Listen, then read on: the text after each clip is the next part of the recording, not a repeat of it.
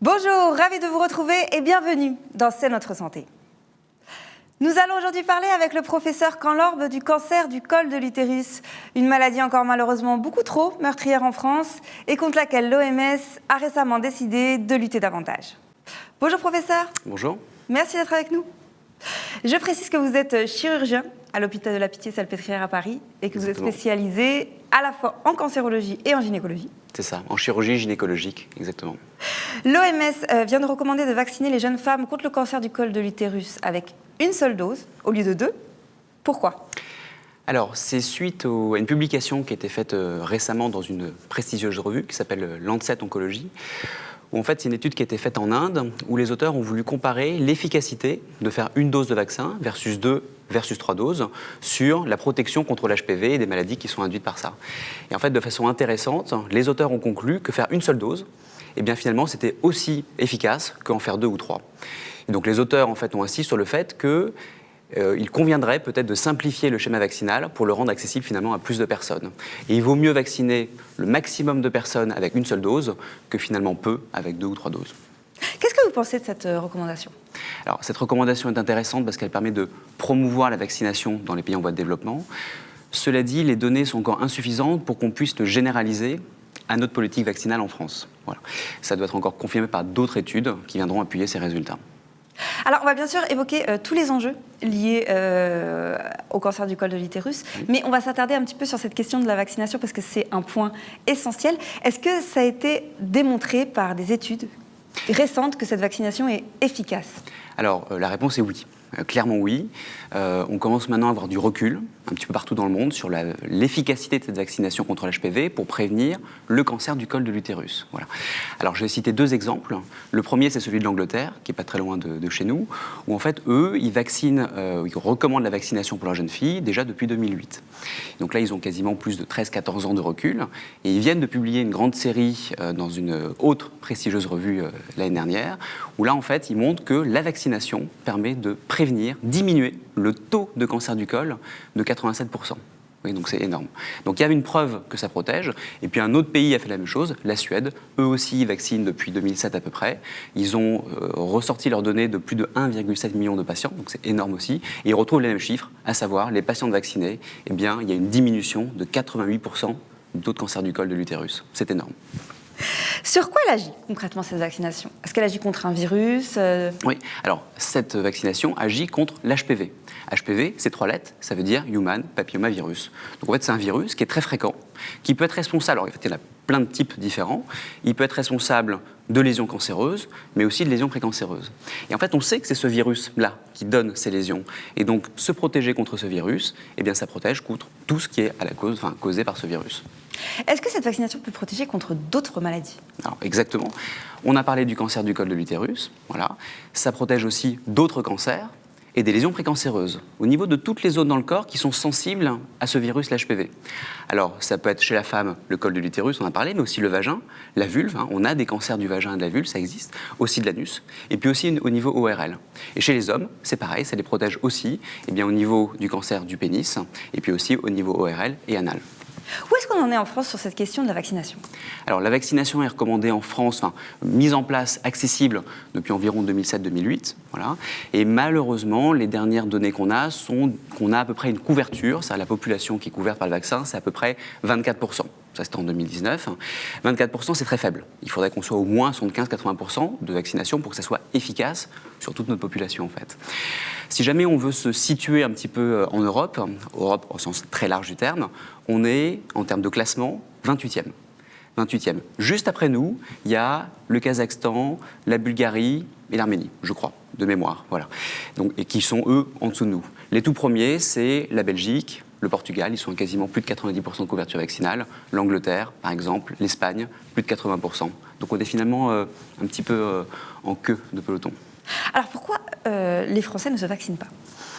Alors je pense qu'il doit y avoir plusieurs raisons à ça. L'information, la communication, peut-être l'éducation scientifique dans les médias. Voilà. Il manque peut-être des émissions comme celles que vous faites aujourd'hui. Donc il faut informer les parents, ça qui est important, les médecins, les pédiatres, et puis les convaincre de ce que je vous ai dit, à savoir que les données que l'on a quand on regarde la littérature, ça marche. Voilà. Et donc je pense que c'est de la communication, et puis aussi ne pas être effrayé par les quelques effets secondaires qui ont été décrits par certains, mais qui n'ont pas été retrouvés dans les études. Est-ce qu'il peut y avoir une certaine forme de tabou aussi dans les familles? Parce que c'est quand même une vaccination qui touche à l'intime, Ouais. c'est peut-être pas forcément facile à aborder Oui. entre parents et adolescents. Oui, puisque ça peut se passer, c'est le pédiatre qui peut proposer cette vaccination, et puis de proposer finalement au papa ou à la maman de vacciner leur enfant contre un HPV qui se transmet par les relations sexuelles. Ça peut gêner, effectivement. Concrètement, comment elle se passe cette vaccination aujourd'hui? Alors, en France, je parle pour la France, mais ce qui finalement est assez généralisable à d'autres pays. Les recommandations, c'est de vacciner tous les garçons et les filles, j'insiste, c'est les deux sexes, garçons et filles, entre 11 ans et 14 ans. Oula, il faudrait le systématiser à tous les enfants, entre 11 ans et 14 ans, et on peut le faire en rattrapage jusqu'à l'âge de 19 ans. L'avantage de le faire avant 14 ans, c'est qu'on a une meilleure immunité, une meilleure réponse, notre corps face au vaccin, donc on est mieux protégé, ça a été démontré, et donc il n'y a besoin que de 2 doses. Alors qu'entre 14 et 19 ans, il y a besoin de 3 doses. Quelques petites exceptions. Chez les hommes homosexuels, qui ont des relations donc avec les hommes, la recommandation aussi est jusqu'à 26 ans et remboursée. D'accord ? Et chez les enfants qui risquent d'avoir une transplantation d'organes solides, on peut commencer à partir de 9 ans. Voilà. Mais en gros, en France, il faut retenir garçons et filles à partir de 11 ans. Voilà, c'est simple. Et vous venez de le dire, c'est remboursé pour tout le monde. Voilà. Et ça, c'est la recommandation remboursée. D'accord ? Les 2 doses ou 3 doses sont remboursées. Si jamais un homme ou une femme veut se faire vacciner et qu'il ou elle a 30 ans, elle peut, ou il peut, mais ce ne sera pas remboursé. Et c'est efficace? Et c'est efficace aussi. Est-ce que le papillomavirus est la seule cause du cancer du col? Alors, je dirais à de rares exceptions près, oui. On peut retenir que c'est essentiellement l'HPV qui entraîne quasiment toutes les causes de cancer du col de l'utérus. C'est quoi les exceptions? Alors, ce sont des types histologiques très très rares qu'on peut avoir, je ne vais pas rentrer dans les détails, mais il peut y avoir des mélanomes, des choses comme ça qui n'ont rien à voir, mais ce sont vraiment des exceptions, des raretés. Combien de Françaises sont touchées chaque année par le cancer du col de l'utérus?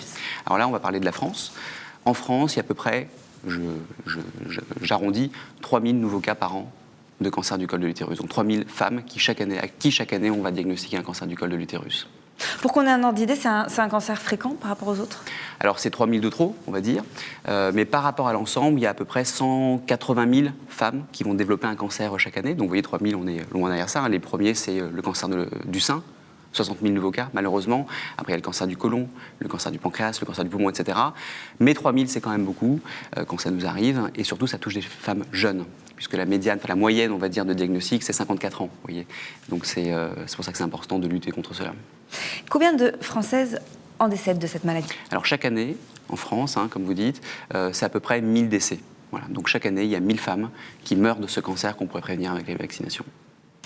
Quels sont les traitements possibles aujourd'hui? Est-ce qu'il y a de la chimiothérapie, de la chirurgie? Alors, ça va dépendre du stade de la maladie. Voilà, comme toute maladie, on va schématiser. Sur les 3000 femmes qui vont avoir malheureusement un cancer du col chaque année, il y en a la moitié qui auront un cancer du col qui sera peu avancé. Ça veut dire qu'il fait moins de 4 cm et qu'il est vraiment localisé au niveau du col. Il n'envahit rien d'autre. Dans ce cas-là, le traitement, c'est la chirurgie. La chirurgie va dépendre un petit peu de la taille de la lésion. Ça peut être soit une amputation du col, on appelle ça une conisation, soit l'exérèse complète du col, on appelle ça une trachélectomie, soit l'ablation, malheureusement, complète de l'utérus. Pour les patientes qui ont un cancer un peu plus évolué, qui fait plus de 4 cm ou qui envahit d'autres organes ou des ganglions, dans ce cas-là, le traitement n'est pas la chirurgie. Le traitement, c'est la radiochimiothérapie associée à de la curithérapie. Quelles peuvent être leurs conséquences de ce traitement? Alors, le premier pour ces femmes jeunes, alors c'est pas une conséquence, déjà la première chose c'est l'efficacité. On sait qu'on arrive quand même à traiter les patients grâce à ces traitements. C'est ça qu'il faut garder en tête. On a un taux de réussite à peu près Alors, le taux de survie à 5 ans, tous stades confondus, est à peu près de 65-70%. D'accord ? Encore une fois, ça va dépendre du stade. Les tout petits cancers du col qu'on traite par une conisation vont vraiment très bien se soigner et avoir un excellent pronostic, alors que ceux malheureusement qui sont plus avancés avec des métastases, là c'est différent. Voilà. Mais bon, en moyenne, vous voyez 70% de survie à 5 ans. Les complications dont vous me posiez la question, c'est l'infertilité. Enlever un utérus à une patiente, forcément, jeune en plus, ça entraîne des complications. Et puis après, il peut y avoir les complications de chirurgie tout venant. Et puis la radiothérapie, ça guérit, on garde son utérus, mais l'utérus a été brûlé finalement. Donc là aussi, infertilité. Et puis ça peut entraîner des complications à type de douleurs pelviennes, troubles digestifs, des choses comme ça. Alors, si je vous comprends bien, plus on prend le cancer du col de l'utérus tôt, mieux il se soigne. Exactement. Comme la majorité des cancers. Oui. Quels peuvent être les symptômes de la maladie? Qu'est-ce qui doit alerter une femme? Alors, déjà, il peut ne pas y avoir de symptômes. Donc ça, c'est la première chose à bien comprendre. C'est pour ça qu'on fait le dépistage. D'accord ? Donc ça, c'est vraiment primordial de bien le respecter. Maintenant, le dépistage est d'ailleurs organisé. C'est-à-dire que toutes les femmes doivent recevoir, entre 25 et 65 ans, un courrier leur proposant d'aller faire ce dépistage. C'est ce qu'on appelle le frottis, voilà, dans le jargon. Entre 25 ans et 30 ans, c'est un prélèvement cervical, on va regarder s'il y a des cellules anormales. Et puis à partir de 30 ans, sur ce même prélèvement, on va regarder si jamais il y a l'HPV, le microbe dont on parlait précédemment. Si jamais ce microbe est absent, on sait que le risque de faire une lésion précancéreuse ou cancéreuse dans les 5 ans est proche de 0. C'est pour ça qu'on invitera les patientes à refaire leur contrôle tous les 5 ans. Si jamais le test est positif, on va le contrôler, éventuellement on pourrait être amené à faire des biopsies pour aller voir si jamais il y a quelque chose à traiter. Voilà, donc première chose, pour répondre à votre question, ça peut être asymptomatique et on le diagnostique très tôt grâce au dépistage. Ça, c'est très important de le faire. Et puis après, malheureusement, on peut ne pas avoir fait son dépistage, ou on peut avoir une forme qui est assez rapide d'évolution. Et là, on peut avoir des symptômes. Alors les symptômes, essentiellement, ça peut être des saignements. Les patientes qui se plaignent de saignements, c'est surtout des saignements qu'on appelle percoïtales. Ça veut dire au décours immédiat ou pendant un rapport sexuel. On comprend bien, on a un rapport sexuel, bien ça vient frotter au niveau du col et là ça saigne. Ça peut être un signe d'alerte. Donc si jamais il y a une patiente qui a des saignements au décours immédiat des rapports sexuels, il faut qu'elle aille voir son gynécologue ou sa sage-femme ou son médecin traitant, en tout cas pour en discuter. Après ça peut se manifester par des douleurs pelviennes, des écoulements, des pertes un petit peu suspectes. Généralement c'est ça la majorité. Il peut aussi y avoir des symptômes comme une perte d'appétit, une perte de poids, des choses comme ça. Alors, comme il y a dans d'autres cancers. Oui, tout à fait. C'est rare. Alors ça, on a ce genre de symptômes, hein, une altération globale de l'état général. C'est quand vraiment la forme est très avancée, métastatique. Heureusement, c'est rare pour le cancer du col. Qu'est-ce qu'il faut faire si on s'inquiète ? Ou s'il y a des symptômes qui se manifestent, des saignements Si jamais on s'inquiète, alors heureusement, dans l'immense majorité des cas, quand on a des symptômes, c'est pas ça. Généralement, c'est des choses qui sont bénignes.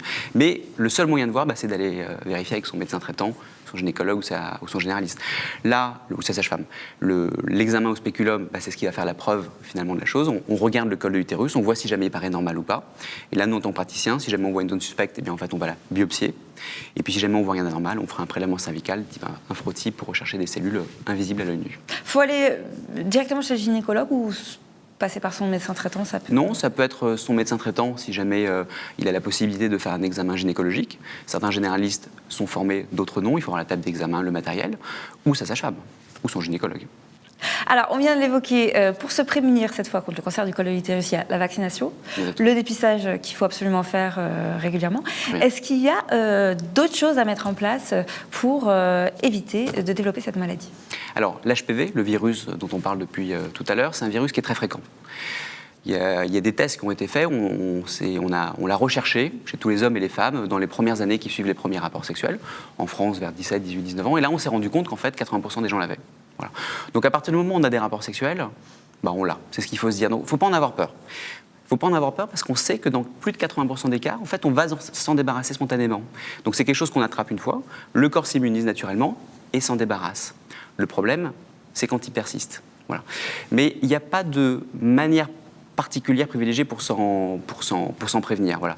On sait que le préservatif, ça peut être inefficace. Je parle bien pour l'HPV, pas pour d'autres choses. Parce qu'en fait, l'HPV, on peut l'avoir au niveau des muqueuses, au niveau cutané. Mais quand on a un préservatif, il y a juste une partie de notre corps qui n'est pas en contact, qui est protégée avec notre partenaire. Pas le reste. Et donc, en fait, l'HPV se peut transmettre par le reste du corps. Donc, finalement, c'est pas ça qui va complètement protéger. Donc, je dirais, le plus important, finalement, c'est d'avoir une prévention d'amont, notamment par la vaccination. Donc, le préservatif est plutôt inefficace contre le virus ? En partie, effectivement. On ne peut pas garantir une protection à 100% contre l'HPV. Et je ne sais pas si vous avez vu, mais il y a la FDA qui vient de valider une culotte en fait, qui permet de se protéger contre les maladies sexuellement transmissibles. Oui. Ça peut être efficace ? Alors ça, on m'a tenu au courant de cette culotte en fait, qu'ils ont mis dedans. C'est pour les rapports oraux. Orogénitaux, voilà. Puisqu'en fait, c'est une espèce de culotte avec un plastique latex très très fin, voilà, qui permet d'avoir toutes les sensations, mais avec sa culotte. Et en fait, quand il y a un rapport oral, eh bien, en fait, il y a un contact de la bouche contre le sexe du partenaire, mais qui est protégé par cette fine couche. Et ce qui remplace un petit peu la digue dentaire qui existait, dont on nous parlait avant. Voilà. Donc effectivement, ça peut prévenir la transmission au niveau oral, mais on ne peut pas le faire pour les rapports sexuels type pénétration vaginale ou autre. D'accord. Et au niveau, disons, du mode de vie plus global, Est-ce qu'il y a des choses à mettre en place au niveau, je pense par exemple de l'alimentation, du tabac, de l'alcool, de l'activité physique? Est-ce que ça, c'est des choses qui peuvent quand même limiter le risque de développer un cancer du col de l'utérus? Tout à fait. Ça ne va pas limiter le risque d'être en contact avec l'HPV, puisque notre vie fait qu'on va y être en contact. En revanche, là, on peut agir sur la qualité de notre corps à l'éliminer. Voilà. Et tout faire pour ne pas le garder. Et effectivement, on sait, comme vous dites, que le tabac, effectivement, le tabagisme peut favoriser la persistance de l'HPV. Donc ça, c'est très important à savoir, parce que ça va entraîner notamment une espèce d'inflammation au niveau du col de l'utérus qui va diminuer nos défenses immunitaires, et le corps va moins se débarrasser de l'HPV, celui-ci va persister, rentrer dans nos cellules, et donc entraîner des lésions précancéreuses et cancéreuses. Donc il y a un lien entre tabagisme et lésions précancéreuses et cancéreuses. Voilà. Ça, c'est important. On sait aussi que d'avoir d'autres infections sexuellement transmissibles, chlamydia, gonocoque, etc., aussi entraîne une inflammation locale qui favorise l'action néfaste de l'HPV. Donc se prémunir des IST, le préservatif par exemple, ça ne va pas protéger l'HPV, mais ça peut aussi protéger des autres qui, de fil en aiguille, vont protéger contre les causes de l'HPV. Après, une alimentation saine, oui, bien sûr, meilleure on a une immunité, meilleur est notre corps et donc meilleures sont nos défenses. Donc ça, c'est une chose. Et puis aussi, tout ce qui est, on n'en a pas parlé, tout ce qui est immunodépression. On sait effectivement que les patientes et patients qui ont un VIH, avec une charge virale très haute, un taux CD4 qui est assez bas, ils ont de moins bonnes défenses immunitaires et malheureusement, ils sont plus sujets à avoir une persistance de l'HPV et à développer les conséquences de l'HPV. Voilà. Et puis il y a aussi des pathologies auto-immunes telles que le lupus. En soi, le traitement, les patients et patientes qui sont greffés, qui ont des traitements immunosuppresseurs, malheureusement, ça peut diminuer l'efficacité du corps à se débarrasser de l'HPV. Et ce sera malheureusement le mot de la fin. Merci beaucoup, professeur, pour la clarté, la qualité de vos réponses. Vous êtes de plus en plus nombreux à nous suivre sur les réseaux sociaux, donc je vous dis un grand merci pour votre fidélité. Vous pouvez retrouver cette vidéo, comme d'habitude, sur notre site Pourquoi Docteur, nos réseaux sociaux et notre chaîne YouTube. Et je vous donne rendez-vous avec grand plaisir pour de prochaines interviews. Au revoir.